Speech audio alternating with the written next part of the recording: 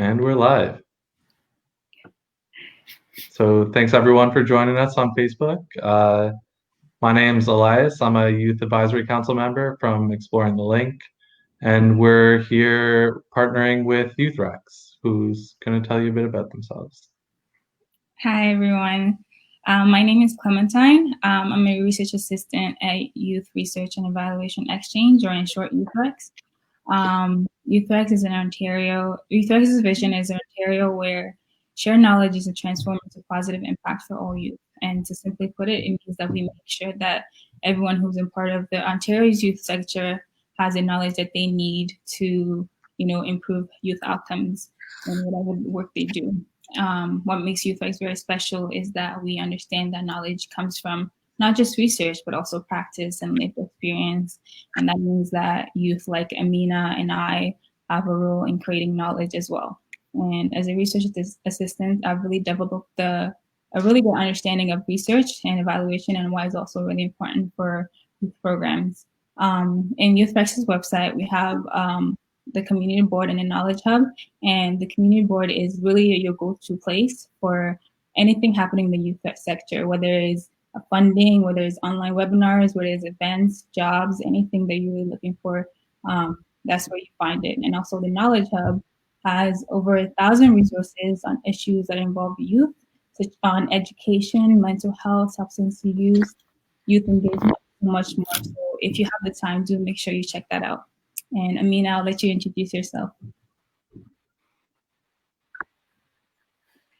Hi, everybody. I hope you're doing well this evening. My name is Amina Hagar, and I'm also a YouthRex research assistant. And over the last few months, I've been working to support a lot of the events and ongoing projects and the Knowledge Hub, which I'll share with you in just a second.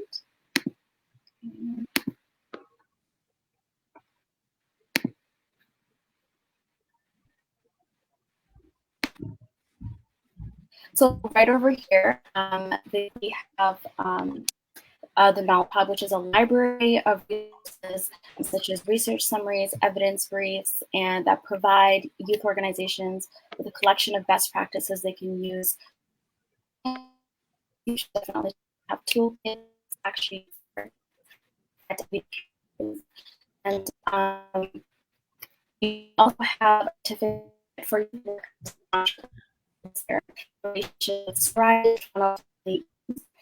Sorry, Amina. I think we're the provincial government of Ontario. It's a I think we're losing you a little bit. Okay. Let me just exit. Okay. Do you have okay? Okay. So it is a self-guided online professional development course that provides youth workers with evidence-based information, such health, social, and legal risks associated with cannabis use. And within that, we also had an event called Looking Through the Kaleidoscope of Cannabis, and with our honored guest today was the keynote speaker, which was amazing. And I was a part of, I was able to attend the event, and I learned a lot. We had educators, youth workers, and researchers come in and had this really collaborative and organic conversations about what it means to serve youth and have these, like, have these conversations in these spaces. And it was definitely an educational experience. And I will definitely recommend you check out our website. We have amazing resources that I use myself as a student, and you can definitely use that to kind of gain your knowledge and share with anybody that you want to, anybody within the community or within the sector that could benefit from it. Moving forward, I will introduce our honored guest today. Dr. Oyedeji Ayonrinde is an Associate Professor of Psychiatry at Queen's University in Ontario. He's trained and worked at Bethlem Royal and Maudsely hospitals in the UK before moving to Canada. He also worked as a medical director of the Early Psychosis Intervention Program of Southeast Ontario. As a specialist in both addiction and psychiatry, Oyedeji has worked actively involved in research and intervention aimed at awareness and reducing risk of psychosis in youth and young adults. Additional qualifications include research in psychiatry, history of medicine, executive MBA from Imperial College, London. He's also received a number of knowledge and innovation awards that include the Canadian Partners in Research and the National Biomedical Science Ambassador Award in 2019 for the Cannabis Awareness Initiatives. These are amazing achievements, and as somebody who's actually heard Dr. Ayonrinde speak, it's an honor to have you here today. So.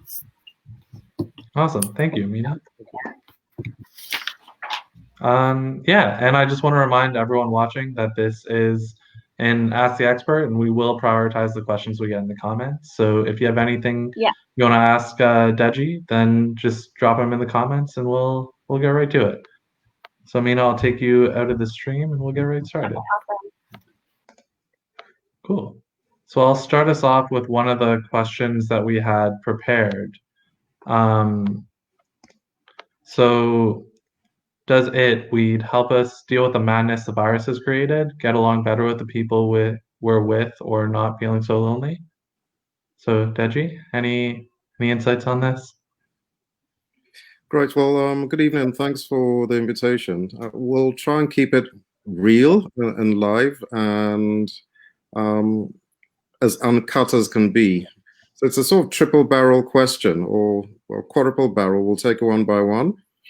Does it help us deal with the madness the virus has created? By that, I suspect whoever's asking the question is talking about not madness as in, and I use the word in quotes, psychosis or severe mental illness, but just the feelings of despair, upset, sorrow, isolation that's come with the virus, and being, for most people, housebound and in isolation. So does it help? Help is a really relative thing. So if you're home feeling really panicked and anxious, really worried and scared, could cannabis help you in those sort of situations? We'll keep it real. For some people, they may find a particular proportion of cannabis use may help them relax a bit better.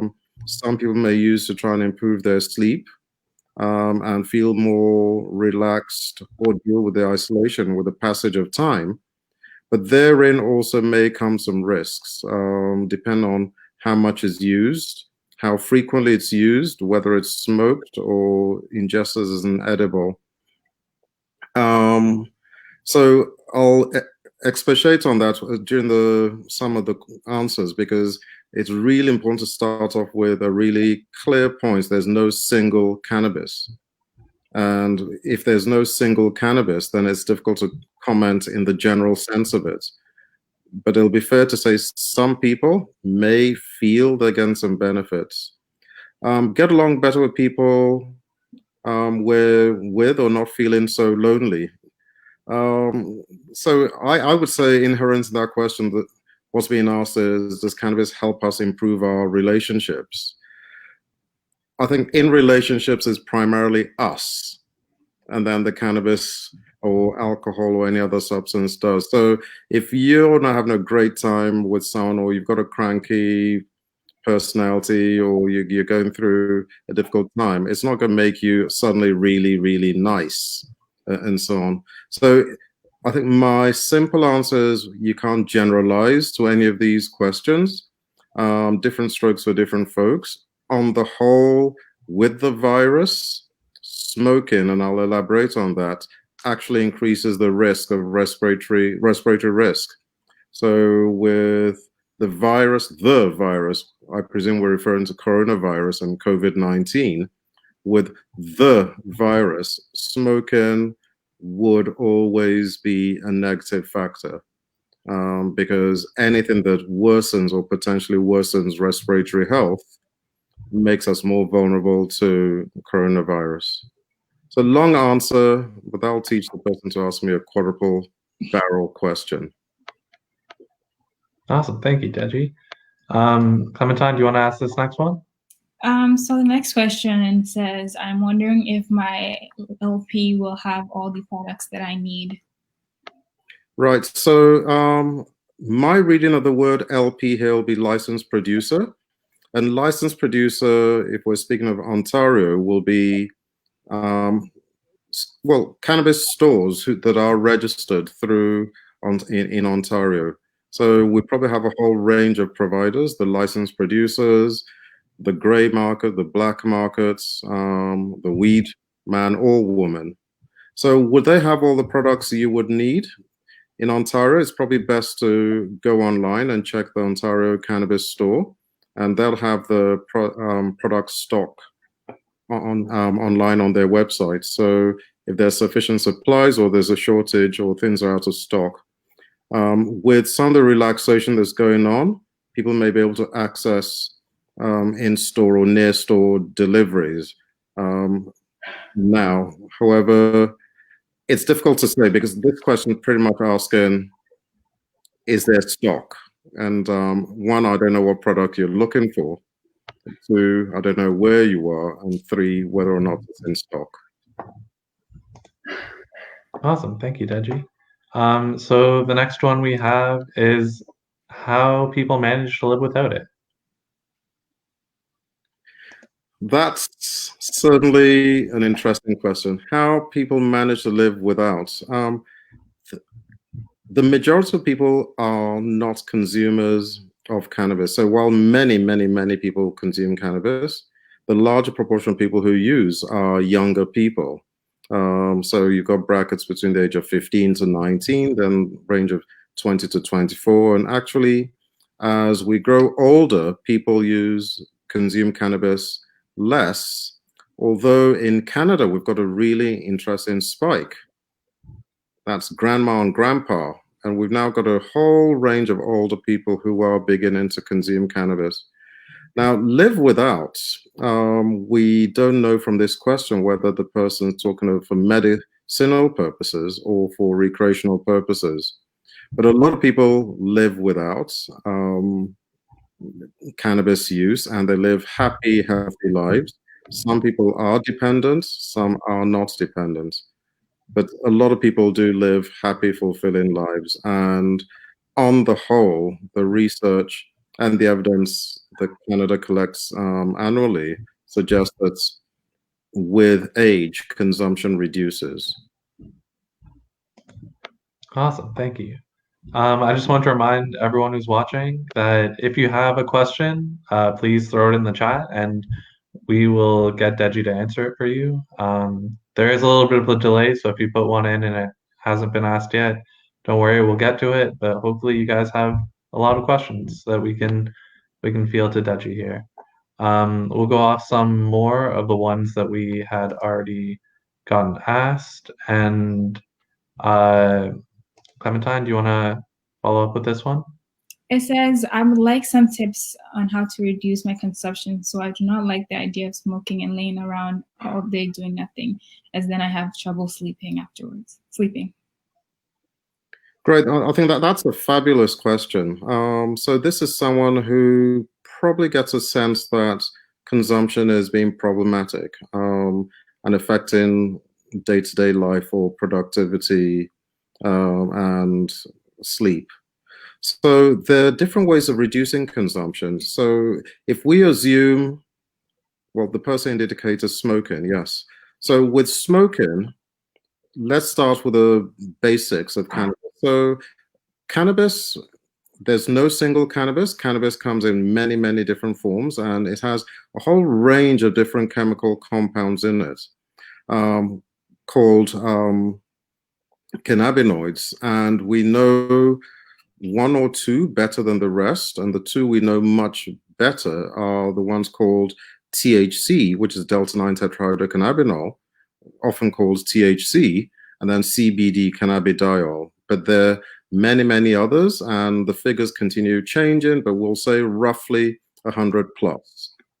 Now, THC is the compound, the bit of cannabis which creates the euphoria, the high. That's a more intoxicating effect. And CBD doesn't have that sort of intoxicating effect. For many people, it's got a more relaxing, calming effect. And what's really important to do is to have a good awareness, an awareness and a literacy of what you're consuming. How much THC is in it, how much CBD is in it. The higher the THC, the greater the risk of problems for some people. And particularly when we're younger, it increases that risk. So I'll illustrate here. If these were joints, they are all different. So they're different compounds in different ratios.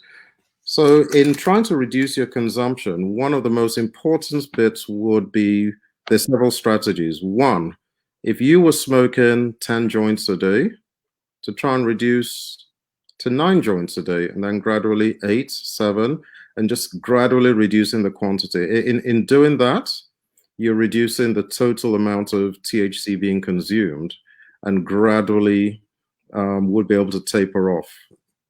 Another way is if you know the percentage THC in what you're smoking. So if, for instance, what you're smoking is 26, 27, 28, 29% THC, you may wish to drop to a lower percentage, to about 16%, and gradually then drop to about 10% THC.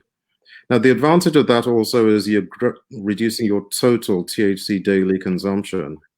In doing that, what can be done is increasing the CBD content, and there's a whole reference to THC CBD ratios.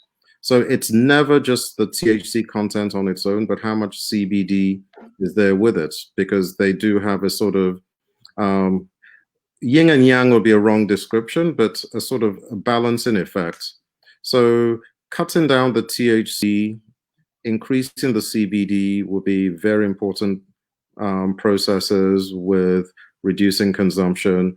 Smoking fewer joints per day, or if it's with a bong, also reducing the total amount consumed in a day. Taking breaks or distracting, doing other activities in between as well. So I know it's really difficult during COVID when you're housebound or maybe housebound, but if there are ways of doing other really fun, distracting other things, chatting with friends, gaming, exercising, and so on, that will also help with the passage of time. So a number of strategies can be applied. Those are just some examples, and we'll probably, depending on how the questions go, touch on more. Awesome. Thank you, Deji.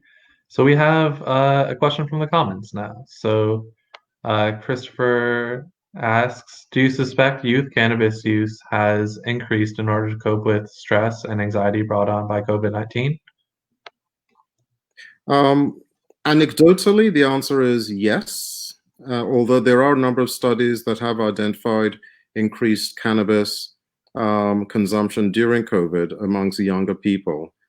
These are early surveys, and we'll know what the whole package is with time. We know there was significant purchase, and people were really buying as much cannabis as they could during early COVID. But likewise, we can't deduce from that, because buying and hoarding doesn't mean consumption. People were buying a lot of toilet paper as well. It doesn't mean their toilet habits rapidly changed. But there is early evidence suggesting cannabis consumption in some quarters and among some youth did increase. A number of people reported consuming more to cope with stress and anxiety and to while away time. Of course, this is also influenced by its availability. And I suspect in some quarters, people wouldn't have had enough supply to use during the period. But there's sufficient suspicion that in some quarters, younger people increase their use.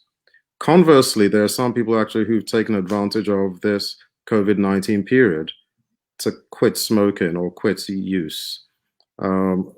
We'll know more as data is being collected over time, and a lot of countries around the world are looking at this closely. Awesome. And we have the same question, but from your professional experience. So from the people you work with, do you Have you noticed any difference? Without breaching any forms of confidentiality, however, I'll say anecdotally, for a number of people, their patterns of cannabis consumption have changed. A larger proportion have unfortunately increased. And the motivations that I've clarified with some people would be, well, I know I'm not going to work tomorrow, so I'm not going to turn up at work stoned. I've got nothing planned for the next day and the day after and the day after, so I might as well smoke and pass away the time. The whole issue of COVID is freaking me out, and I'd rather be in a merry haze than just watching the news over and over. Again, emphasizing that we can't generalize about the cannabis, and I don't know the THC and CBD content. Some may have found the CBD content relaxing for their anxiety, but high potency and frequent use of high potency cannabis with THC in some individuals actually increases the risk of paranoia, feeling suspicious, paranoid, edgy. And a number of people have actually had considerable worsening of their mental health during this COVID period with cannabis use. Thank you. Clementine, do you want to take this next question?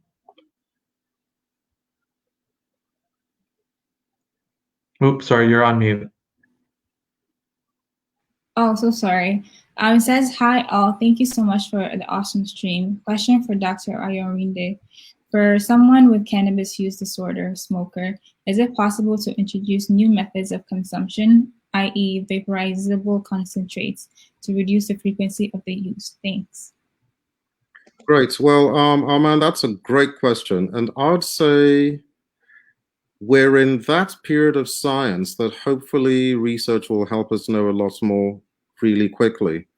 Vaporizing was seen to be a very convenient, measurable way of dosing. And for those, just probably to give a bit of help with the response, the cannabis flower, the green, the flower bits of the flowery tops of the plant, which are often smoked, have greater density of THC in it than other parts. However, this needs to be heated and through a process known as decarboxylation. So it's through heat that the cannabis actually becomes, or the THC becomes active during consumption. Now, the use of vaporizable concentrates, vaporizing and vaping were thought to be convenient till the last 12 months or so, where we've had a number of complex health difficulties and lung disease thought to be associated with vaping. Now, we don't know fully. There have been some suggestions that's to do with some other products in the vaporizing concentrates and so on. So I would say, Arman, as an important step, let's look at the numbers. What percentage THC is in what you're using, and trying to reduce that really gradually. The frequency would also depend on how available. So if you're at work or doing some activities, there are ways of distraction again, or engaging in activities which really wouldn't allow for that consumption. But back to the core question, is it possible to introduce new methods? Yes, it's possible. I'd be careful, because in changing the method and the route, if you unwittingly use a higher potency of THC, you may actually end up consuming more. So if you were smoking dried flower, let's say it's 16% THC, and then started smoking vaporized concentrate, which was 30 or 40% THC, then it may actually be taken on more rather than less. So it's all in the numbers, and getting to know your numbers and your ratios. Thank you. It's a very comprehensive answer. The next question we have is from Tom Bell. So hi, I'm Tom Bell, MD. 4DA, we have been referring to various combinations of THC and CBD available from licensed outlets. To the best of your knowledge, is there regular sampling, monitoring of the products to not only verify safety of the product, but to confirm the claimed content? I'm hearing some startling concentrations in some of the product. Thank you. Yes, I think one of the major advantages of having licensed products that are being monitored is the degree in which they are being tested. And if you ever have a look at a test report, they're pretty much being tested for about 50 or nearly 60 different things: herbicides, fungicides, the chemical compounds, the ratios, and so on. And that gives us really, really important information. And Health Canada is very, very particular about this. Every single plant, so every single licensed product should be able to be traced to the plant it came from. And on the labeling, there are some specific numbers on it. So for instance, it could have a number like THC and total THC. It's important that people are aware of this, because THC is the plant that hasn't been decarboxylated, and it's like having a car parked or idling down the street. And then total THC is how much THC you can get from it when it's been heated, decarboxylated. So the car then hitting the motorway or hitting the 401 at maximum speed. By startling concentrations in some products, I'm not sure. I'll respond as I read the question, and it can be clarified, but there are some other products, concentrates, and products such as shatter, and shatter by name, shatter by nature, that are very high in THC content. And these can be up to 70, 80, 90% THC. In such products, the consumption is actually by a process known as dabbing. I mean, people use really, really small quantities, because large quantities will be way, way too much and have considerably high risk. My understanding of what Health Canada is trying to do is to match whatever sort of general products are available in the gray and the black market to be available through licensed producers. And we're still in early days. But there can now be some very, very high concentrations, particularly in concentrates, which, if we look at the numbers, some concentrates can be 60, 70, 80 times or more potent than dried flower as a joint. Thank you. I think that is a very good answer. And I just want to remind everyone, if you have questions for Deji, please put them in the chat and we'll get right to them. Until then, we'll go back to some of the ones we had beforehand. So this one is more of a statement than a question, but getting your thoughts on this. Clementine, do you want to read it? Says, I wish more people knew how much it helps at times like this. So what are your thoughts when you hear something like that, Deji? Yes, so my understanding, times like this, I presume, and I may be wrong, that the person's referring to this period of COVID and lockdown and isolation, despondency, social distancing, a world that's really different to life as usual. And my reading is this person has found in cannabis some form of companionship, something to be with, and it's helping that person. What do we understand by help? I can only guess. Does this person mean I sleep better? Does this person mean 24 hours can go by and I'm stoned for 18 hours, so I'm not worrying? Does this person mean I sit down and have the munchies and giggle? And whose help is it? So it's a loaded question, but without more, it'll be difficult to say. For a number of people, it probably has hindered at this period. And some younger people may have learned a lot more about their mom or dad they didn't know consumed. Some parents are probably threatened to kick children out of the home because they're consuming too heavily. Again, helps here, we don't know whether it's being consumed as an edible or smoked or infused in a drink. So help is relative, and help for an individual doesn't mean it's good for the person. So I don't have enough information. Thank you. It's a very complex question, and without the circumstances, the context around it, it's hard. Yeah. So next question we have is from the comments. So from Pamela, do you believe that there is a correlation between cannabis dependency and psychosis in siblings, i.e., a sibling had cannabis-induced psychosis? What is the increased risk for the other sibling if they are also suffering with cannabis dependency? Pamela, that's a really, really good question. And what we know at the moment is genetic risk. So if I'm a frequent heavy cannabis user and I have developed a psychosis, if I had a sibling, given that we're probably genetically closer than would be with a total stranger, that I would also be at some risk. Now, we don't know enough now, but I would expect as science gets more advanced, we'll be able to identify specifically which genes put people at risk.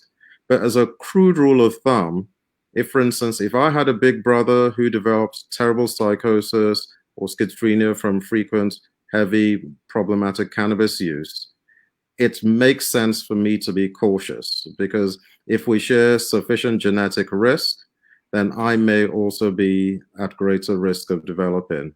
Of course, we know cannabis on its own, while it may cause increase the risk of psychosis and problematic cannabis use in some individuals, there are other things that may be going on in life, like life events, traumatic events, deaths, trauma, bullying, head injuries, and so on. So really, it's often polyfactorial when these things do happen. However, coming back to the basics, if I have a sibling with problematic cannabis use or who's developed a psychosis, till we have way better information regarding genetic testing, I would be cautious. Thank you. So going back to the comments here, Clementine? So Sunny is asking, is there a higher likelihood of triggering psychosis from edibles, assuming that they were the same THC content?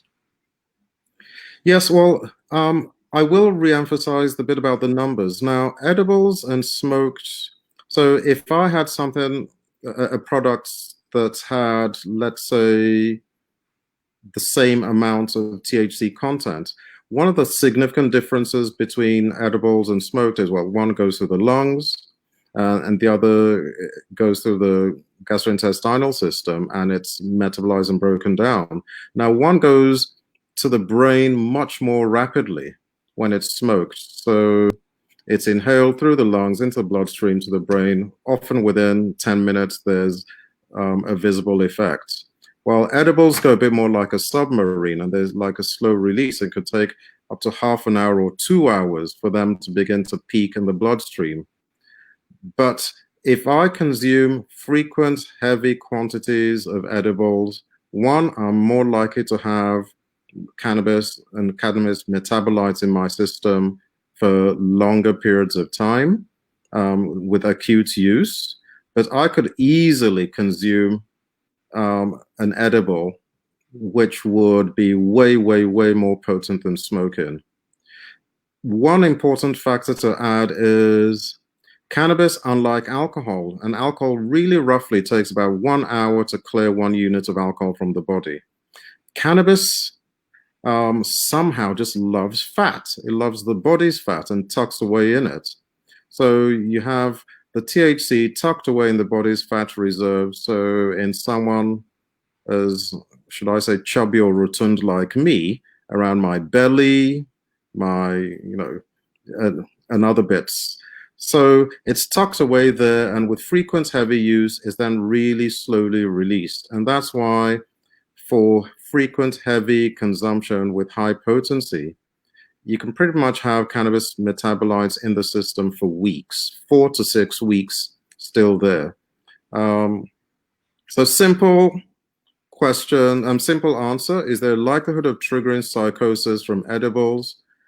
The answer is yes, if it's consumed in high dose, high potency, frequently, and the person has the sort of underlying risk factors for developing psychosis, like a strong family history or a past history of mental health difficulties and the vulnerability. So I sort of couch my questions in that not everyone that consumes will develop a psychosis, and we know that. However, is it worth the gamble, particularly if we've got a developing brain, which I'll hope to comment on during the Q&A. And that's where it gets tricky. But edibles are not benign. And you can easily get way, way, way more intoxicated on an edible than you would with smoking. And the simple reason being, it's just a slow response. So if I, for instance, smoked a joint, and I expected it to have a hit within 10, 15 minutes, and with my edible, nothing happened. I could consume, during that latent period, that gap, consume more and more and more. And I may end up then consuming the equivalent of 5, 10, 15, 20 joints, and then I get hit. And I've heard, interesting from some young people I've worked with, describing waking up stoned. So they consumed the edible, they didn't feel too much of an adverse effect. They go to bed and then they wake up absolutely stoned.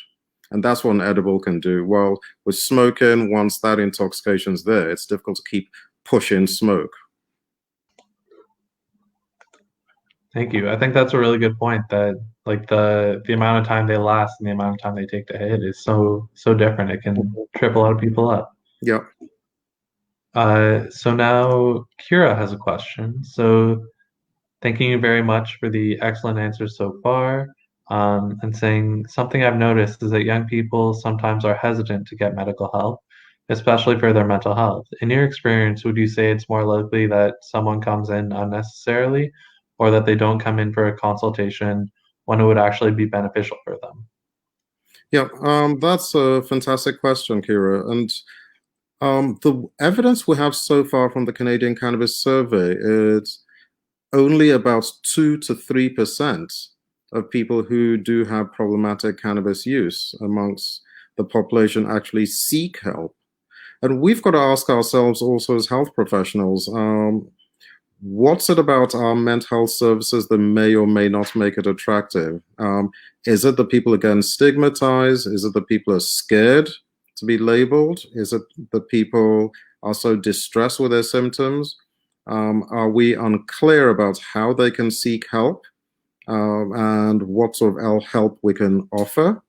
Or have people actually had such adverse experiences? And arguably, are we also seeking help and we find that the person we're talking to doesn't really understand cannabis? So there's a heck of a difference between someone asking, do you smoke cannabis? Do you know it's bad for you? If you smoke cannabis, you're going to go mad. So stop it now.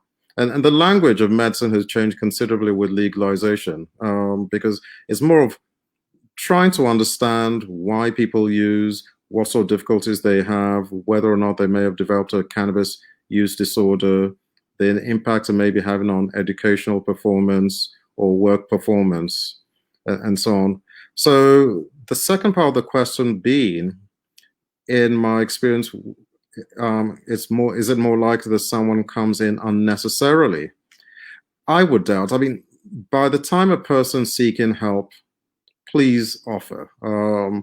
Even if it's helping clarify, it may be helping improve their cannabis literacy. And on the whole, no one chooses, well, no one's probably generalizing, but a severe mental disorder or a panic attack or psychotic symptoms unearthing of a bipolar episode, a manic episode, social anxiety, none of those are fun.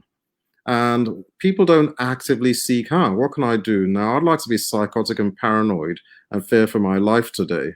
No. So when people do seek help, it's because they've probably gone through a number of stages. They've thought very carefully about it.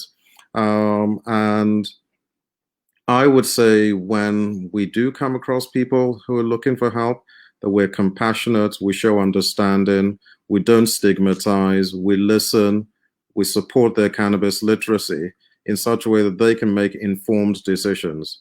And on the whole, when people are sufficiently informed and can make those right decisions, oftentimes people will make decisions in their better health interest than otherwise.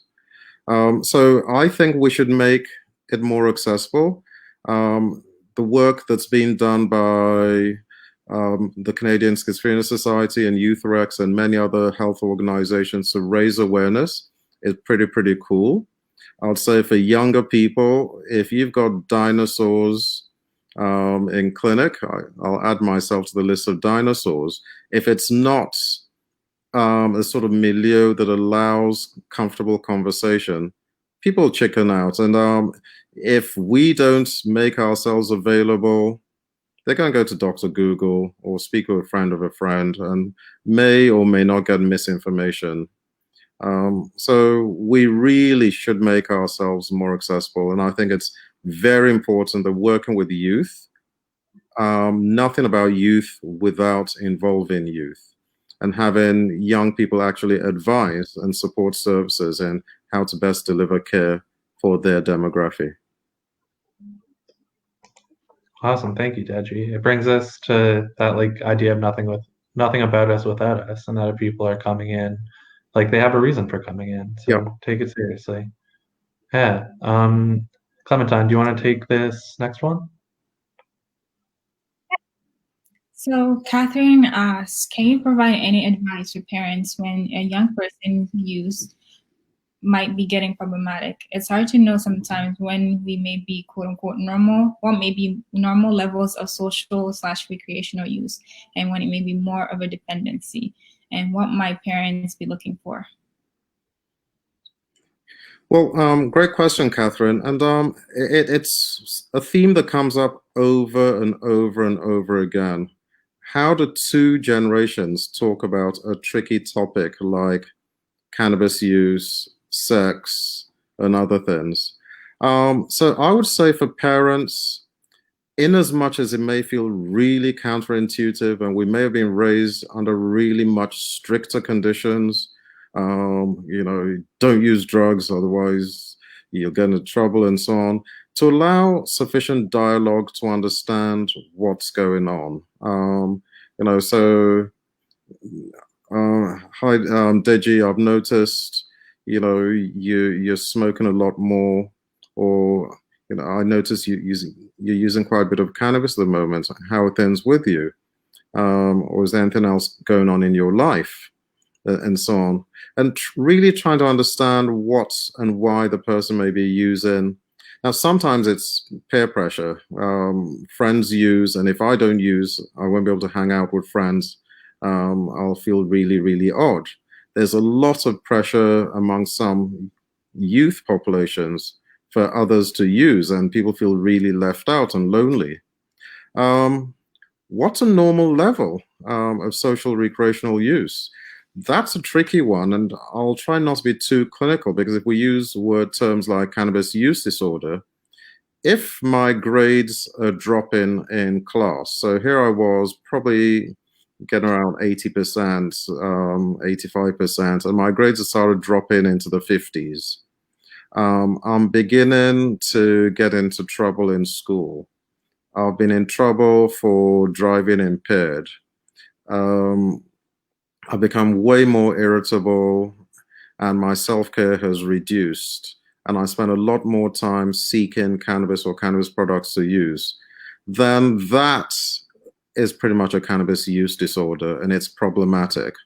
So it's quite different to perhaps using over the weekend under safe conditions with friends or socially, in relatively small quantities. And this, again, can be really, really tricky because we now have, even in Canada here, households where 3 generations may use a cannabis product for different reasons. Grandpa using for medical purposes, for, let's say, pain of some sort. Dad or mom using for PTSD. And then you've got young Johnny using for managing his own anxiety. So it's a tricky dialogue. I would say, first then, as a parent, I would seek to enhance my own cannabis literacy and have a basic understanding in discussing with a young person in my home that I'm concerned about, allow myself to be ignorant and to be educated in a non-judgmental way. So tell me more about it. So when you smoke it or when you have this, how does it make you feel? Are there any other ways you can use it that way? And develop a trusting dialogue with this. It's all the trickier, as mentioned, because there's a lot of it out there. It's legally available. And it's much more difficult to enforce. We know anecdotally in some households during this COVID period, there's been a fair bit of conflicts within homes regarding parents and their adolescents or young people living at home and nearly overdosing on each other's company. So it's all in the relationship, and mom, dad, or child-parent relationships can't be generalized. So good luck. There's some amazing resources, probably available through the website as well. So there's some really amazing resources for parents and families that will probably be made available through the websites supported by Health Canada. So it's, well, trusting, or at least a communicating relationship, even if there's mistrust, to get a measure. A tricky one, but don't give up, all parents. I think that message of don't give up is a really good one to leave it on there, because like sometimes I know my parents almost gave up, but glad they didn't. Moving on to the next one. Pamela asks, how can people who are suffering from cannabis use disorder and coexisting mental health issues, such as anxiety, seek help? What options are available that are the most accessible? Very good question again, Pamela. And it's a tricky one because a lot of young people do genuinely use cannabis, not because they're trying to get high, not because they want to be on the rooftop, but because they're anxious. And so here I am feeling anxious. I use some cannabis, which has a ratio of CBD in it and maybe a little bit of THC. And some people generally feel more relaxed. And I can actually learn quite quickly that each time I'm anxious that way, that if I use a bit of cannabis, I feel a bit more relaxed. And with the passage of time, I use the word, dependent on it. So anxiety then means using cannabis. The tricky bit for many people is cannabis can actually worsen. Some cannabis ratios can worsen anxiety. So if the THC content goes up, rather than relax me, it'll make me way more anxious, jittery. And there's a particular form of anxiety that's worsened with high THC in some individuals, which is social anxiety disorder. So here I am in the shops, and I'm not comfortable. I feel people are looking at me. And this isn't just paranoia, it's feeling really, really anxious. Now, when we've got the cannabis use disorder, as described earlier, with coexisting other mental health issues, one of the things that's tricky is if I'm reducing my cannabis use with a view to reducing my psychosis, what do I do next? Now, if it's done really rapidly, some people may have cannabis withdrawal symptoms, become jittery, have nightmares, become more agitated, more irritable. And the cannabis withdrawal syndrome is a real phenomenon.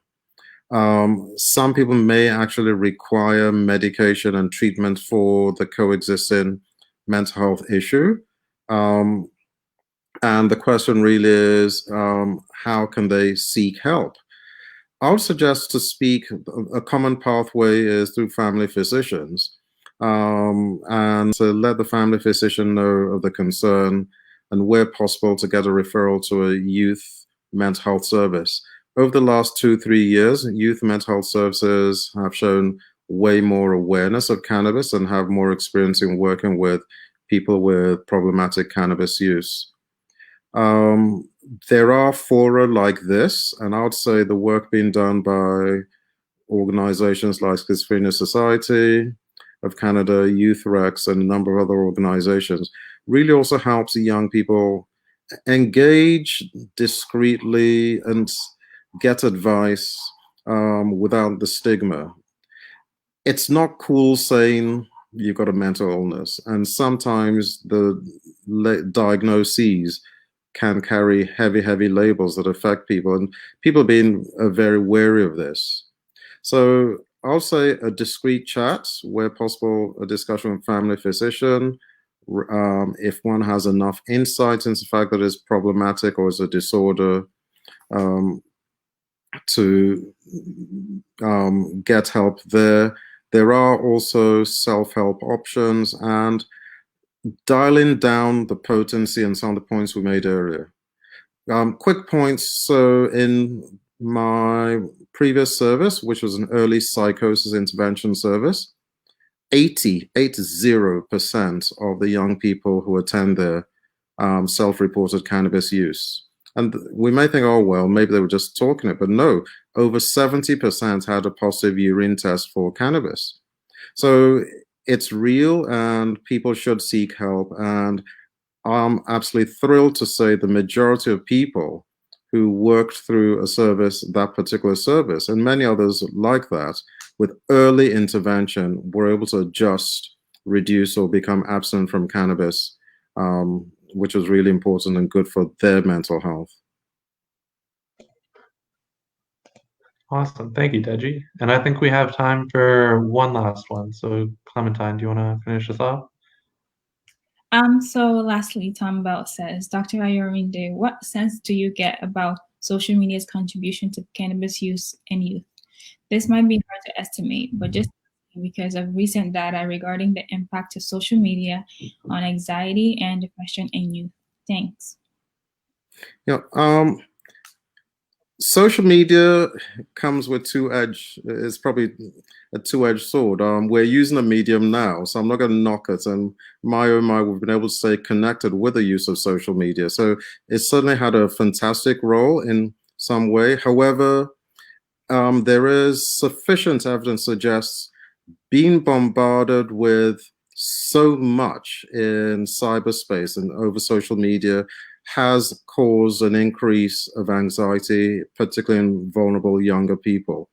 It's really becoming problematic, and I would say, as a physician now, so while I may ask people about how their educational life is and their social life and their family life and work life, I also ask people about how their life is in cyberspace. How's your life in social media?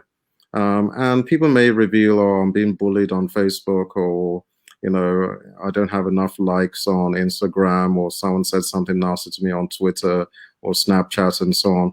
So social media cannot be ignored in the day-to-day life of younger people. It's another virtual space out there that people live in. It's a culture. It does, by its existence, have an impact on day-to-day social and mental well-being. Its contribution to cannabis use in youth, I will not be able to say with enough confidence whether there's a cause and effect. But my, oh my, there's a cannabis world out there. If you look at the music industry, there are musicians, for instance, on YouTube who've had billions, not even millions, but billions of hits for their weed songs. And cannabis songs and the culture are really embedded in youth culture and growing up.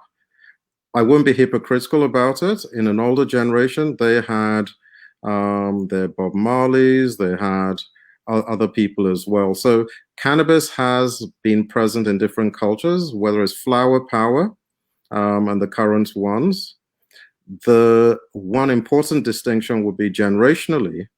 The potency of cannabis has gone up nearly 10 to 20 fold over 2 to 3 generations. So what grandma and grandpa used may have been like 1 to 3% THC compared to what some people are consuming now, which will be in the 20s, 30s, or if it's things like shatter, close to 80, 90% THC.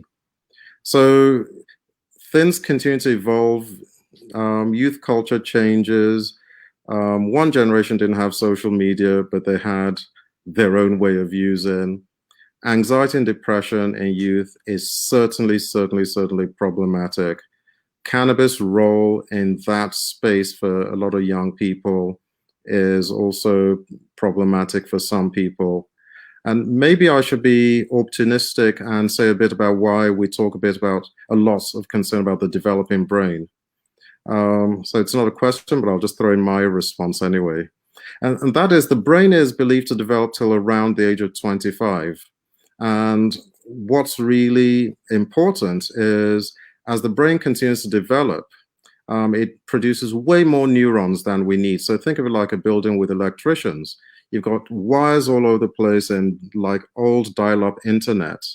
And it's going on and on and on. Fuses are blowing, and someone wakes up and say, "Yeah, friends, I think we should go off to Australia today." "Yeah, let's go." And they realize, hold on, how do we get to Australia? And that's what the adolescent brain is like. Mistakes, errors, and all of us have been there.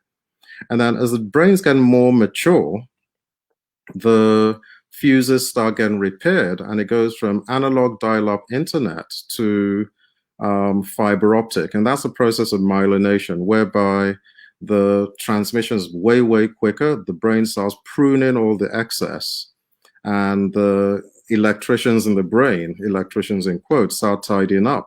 And around the age of 25, this process starts coming to, on the whole, starts slowing down and coming to an end. And the electricians say, "Okay, chaps, you're 25 now, you're mature, have a good life."